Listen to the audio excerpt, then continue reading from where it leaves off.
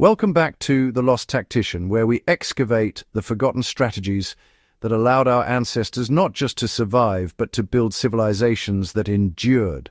Today, we're descending into the waterlogged foundations of Roman engineering, where timber, that most vulnerable of materials, was transformed into structures that have outlasted empires. This isn't a story about simple oils and basic techniques. This is about chemical warfare against time itself, waged with pitch, minerals, and an understanding of decay that modern science is only now beginning to fully appreciate. Let's unearth what the Romans really knew about preserving wood, and why their methods might still have lessons for us today.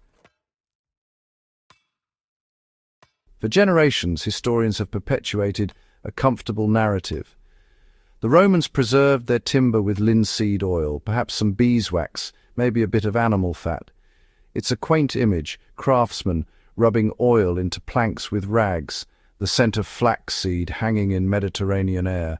But this story is dangerously incomplete. While linseed oil certainly appears in the Roman toolkit, it was never their primary weapon against the relentless forces of biological decay. Linseed creates a surface barrier, true, but it penetrates poorly, oxidizes over time, and provides minimal protection against the real enemies.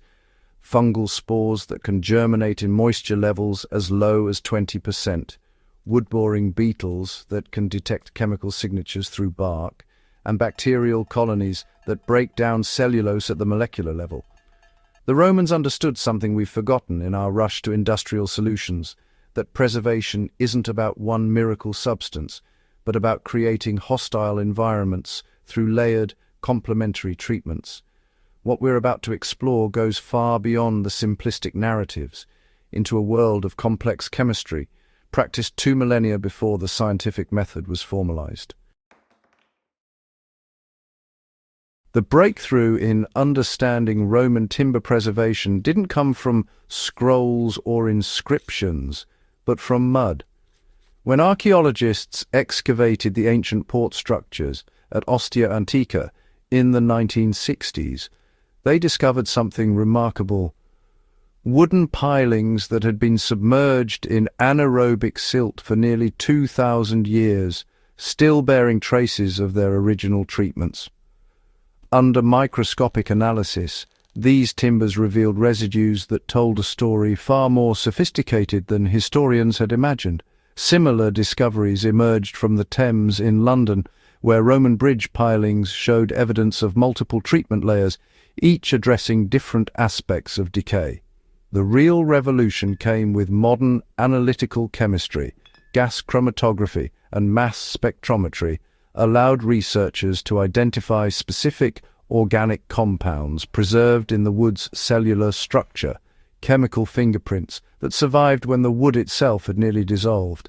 At Herculaneum, where volcanic ash created a time capsule of carbonized materials, researchers found timber-bearing traces of pine resin compounds that had been deliberately applied and then sealed with mineral-rich solutions. These weren't accidental contaminations. They were intentional formulations, recipes that had been refined through generations of trial, error, and careful observation of what actually worked in the unforgiving conditions where Rome built its empire. The Romans deployed an arsenal of preservation compounds that modern chemistry is only now learning to appreciate. Pine tar and pitch, viscous, dark substances extracted through destructive distillation of resinous wood, formed the backbone of their maritime preservation strategy. This wasn't simple waterproofing. Pine tar contains hundreds of organic compounds, including phenols and cresols, that are actively toxic to wood-destroying fungi and insects. When heated and applied to timber, these compounds penetrate along the grain, creating zones of chemical hostility that persist for decades. Pliny the Elder, writing in the 1st century, documented something even more intriguing: the use of cedar oil, a substance so potent that timber treated with it suffers from neither worms nor decay. Modern analysis confirms Pliny's observation. Cedar oil contains thujaplicins and other terpenoids that disrupt fungal cell membranes and interfere with insect nervous systems. But the Romans didn't stop with organic compounds. They understood mineral chemistry in ways that surprise modern engineers. Alum, potassium, aluminum sulfate, was applied to structural timbers not just for fire resistance, but because it fundamentally alters wood chemistry. When alum crystals precipitate within wood cells, they create an alkaline environment hostile to the acidic conditions most decay organisms require. Archaeological evidence from Roman granaries reveals another unexpected treatment, amurca, the bitter sediment from olive oil production. This wasn't waste disposal. It was deliberate application of a substance rich in polyphenols and fatty acids. When rubbed into wood and allowed to polymerize, amurca created a hard, water-resistant surface that simultaneously nourished the wood fibers and poisoned potential colonizers. Understanding why Roman treatments worked requires thinking about wood not as inert material, but as a complex ecosystem where preservation means creating conditions incompatible with life. Fresh-cut timber is approximately 50% water by weight, with cellular structures designed to transport nutrients. An ideal environment for organisms evolved to decompose plant matter. Roman preservatives attacked this problem from multiple angles simultaneously. The organic compounds, pine tar, cedar oil, pitch, functioned as broad-spectrum biocides, molecules that interfere with fundamental biological processes. Phenolic compounds disrupt protein synthesis. Terpenes dissolve lipid membranes. These aren't gentle deterrents, they're chemical weapons operating at the cellular level. The mineral treatments work differently, altering the wood's physical and chemical properties. Alum increases pH and modifies the ionic environment, making it difficult for enzymes that break down cellulose to function. When combined with waterproofing treatments, this created a two-layer defense. The surface barrier excluded oxygen and moisture, while internal treatments poisoned any organisms that breached the outer layer. The genius of Roman methods lay in their understanding of sacrificial barriers. Archaeological evidence shows that Romans often applied multiple coats of different substances, creating stratified protection where outer layers could weather away while inner treatments remained effective. Comparing Roman efficacy to modern synthetic preservatives reveals surprising results. While contemporary pressure-treated lumber uses copper compounds and azoles that can last 50 years or more, Roman treatments on timber, kept permanently submerged, like the bridge pilings at Pons Sublicius, have survived 2 millennia. The difference lies not in superior chemicals, but in environmental management and the cumulative effect of multiple complementary treatments.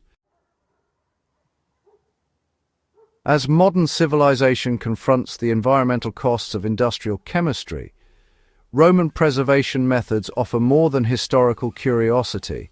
They present viable alternatives. Contemporary wood preservatives like chromated copper arsenate are extraordinarily effective, but their toxicity creates problems at every stage.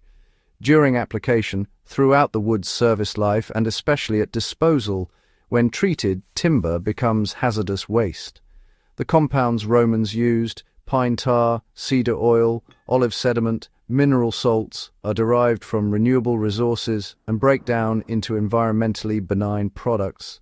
This matters not because we should romanticize ancient technology, but because biomimicry, learning from historical solutions to solve contemporary problems, represents genuine innovation.